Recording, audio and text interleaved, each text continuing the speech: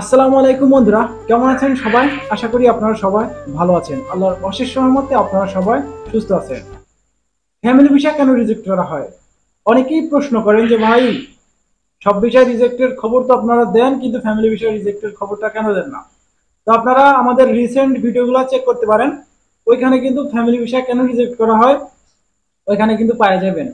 আচ্ছা, বকবক না করা কিছু কয়েকটা কারণ আপনাদেরকে জানানো যাক যে ফ্যামিলি ভিসা কেন রিজেক্ট করা হয়।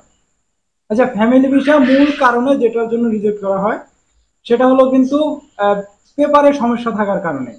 ফ্যামিলি ভিসা কিন্তু এমনিতে রিজেক্ট হয় না, সচরাচর দেখাই যায় না, কিন্তু রিসেন্ট গতকাল দেখলাম কয়টা ভিসা রিজেক্ট হয়েছে, দুইটা না কয়টা, দুইটা বিএস থেকে। আবার কয়েকদিন আগেও রিজেক্ট হয়েছিল।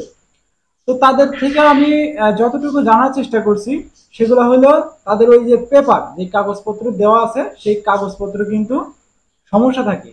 তো সমস্যা শুধু আপনি যে অ্যাপ্লাই করছেন আপনার সমস্যা থাকলে যে রিজেক্ট হইব তেমন কোনো কথা না। আপনার হাজবেন্ডের যদি সমস্যা থাকে তাহলেও কিন্তু রিজেক্ট হইব।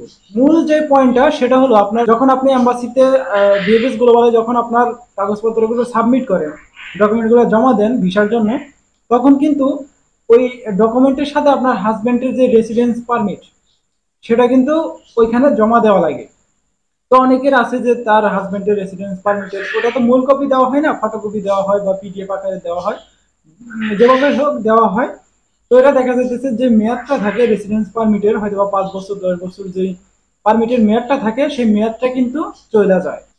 তো মেয়াদটা চলে গেলে যে রিজেক্ট খাইব তেমনও কোনো বিষয় না। অনেকেই বলে যে, অনেকেরই কিন্তু আপনাদেরকে ডাকা হয়, এম্বাসিতে ফোন দিয়ে ডাকা হয় যে এই কাগজপত্রগুলো লাগবে, সাইন করতে হবে, এটা করতে হবে, সেটা করতে হবে। তো কেন করা হয়? যে কাগজপত্রগুলো আপনার সমস্যা আছে। তো যখন দেখে বেশি সমস্যা, ওয়ার্ক পারমিটের সমস্যা, আপনি যে নুলাস্তা পাইছেন সেটার ভিতরে সমস্যা, বিভিন্ন ধরনের সমস্যার সমাধান আর করতে পারতেছে না, তখন কিন্তু ডাইরেক্ট সেই নুলাস্তাটা রিজেক্ট করে দেওয়া হয়। কিন্তু যখন দেখবে যে এই সমস্যাটা সমাধান করা সম্ভব, তখন কিন্তু আপনাকে ডাইকা সাইন নিবে, প্লাস কিছু টাকা হয়তো বা চাইতে পারে। টাকাও নেয়, শোনা গেছে অনেকের কাছ থেকে টাকা নেয়। যেই টাকাটা প্রথমে জমা দেওয়া হয় তার থেকেও কিন্তু বেশি পরিমাণে টাকাও পরবর্তীতে ধার্য করা হয়। তো যাই হোক, এই টাকা পয়সা বা সাইন বা এই ডকুমেন্ট যেগুলো চায়, রেসিডেন্স পারমিট বলেন, আরো কয়েকটা পেপার আছে, বিবাহ সনদ, তো এই পারমিট গুলো, এই পেপার গুলো যখন জমা দিবেন, দেন দেখা গেছে তাদের বিষয়টা হয়ে যায়। তো অনেকেই জানেন না যে কয়দিন পরে বিষয়টা লাগতে পারে। তো এটার কোনো এস্টিমেটেড টাইম তারা দেয় নাই। যদি আপনাকে এম্বাসিতে ডাইকা থাকে, যদি তখনই আপনাকে রিজেক্ট না করে থাকে, যদি সাইন করতে বলে, এটা করতে বলে, সেটা করতে বলে, পেপার জমা দিতে বলে, তখন কিন্তু আপনি ধারণা করে নিতে পারেন 2 থেকে 3 মাসের ভিতরে আপনারা বিষয়গুলো পাওয়া যাবেন। আগে এতটা সময় লাগতো না, একদম 1 সপ্তাহ, 10 দিন, 20 দিন, 1 মাসের ভিতরে কিন্তু ভিসাগুলো তারা দেওয়া থাকতো। কিন্তু এই বর্তমান সময় হিসাব ভিসা পাওয়াটা একটু টাফ হয়ে গেছে ওয়ার্ক ভিসার জন্য, কারণ প্রচুর পরিমাণে কাগজ জমা করা আছে। তো এইগুলা টাকা দিতে দিতেই কোনো ভিসার ভিতরে তারা হাত দিতেছে না। ফ্যামিলি ভিসা খুব অল্প পরিমাণে কিন্তু হাত দিতেছে, আর যেগুলো হাত দিতেছে সেগুলো ভিসা হয়ে যাইতেছে।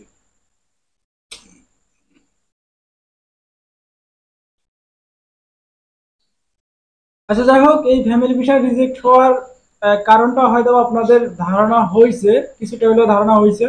তাছাড়াও যদি আরো কয়েকটা কারণ আছে কেন রিজেক্ট করা হয়, সেগুলো নিয়ে আমার চ্যানেলে প্রচুর পরিমাণে ভিডিও আছে। আপনারা চাইলে রিসেন্ট যে ভিডিওগুলো আপলোড করা হয়েছে সেগুলো একটু চেক দিতে পারেন।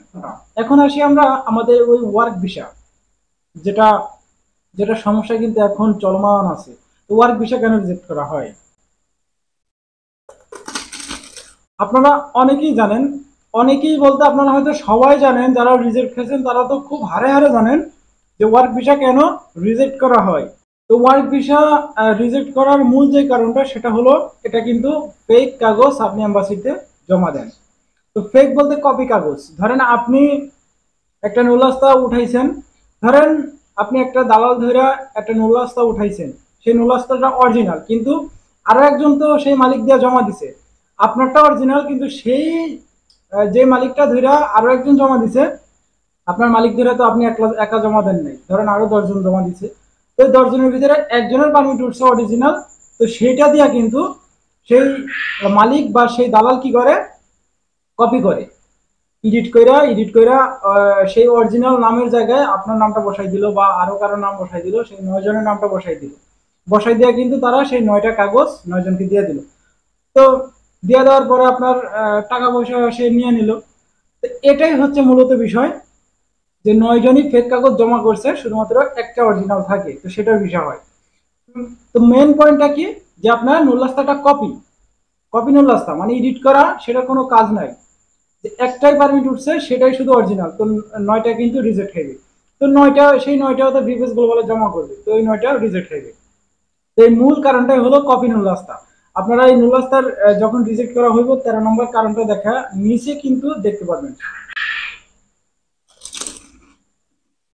শুধু যে কপি নুল্লাস্তা হইলেই রিজেক্ট করা হয় ওয়ারবি, সেটা তো কারণ আছেই, তার সাথে সাথে আরো একটা কারণে রিজেক্ট করা হয়, অরিজিনাল নুল্লাস্তা থাকা সত্ত্বেও কিন্তু রিজেক্ট করা হয়। কেন রিজেক্ট করা হয়?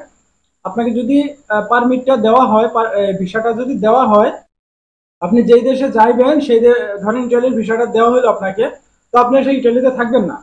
হয়তো আপনার পারমিটের মেয়াদ আর 3 মাস আছে, ভিসার মেয়াদ আর 3 মাস আছে।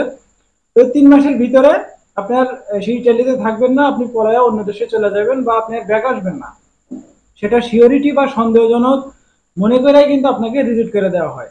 তো আরো একটা কারণ আছে, সেটা হলো আপনার হয়তো বা আপনার অরিজিনাল মূল্যস্থান সেটা উঠছে, কিন্তু যেই দালাল ধরে আপনি অ্যাপ্লাই করছেন সেই দালাল সে মালিকের সাথে কানেক্ট ছিল না।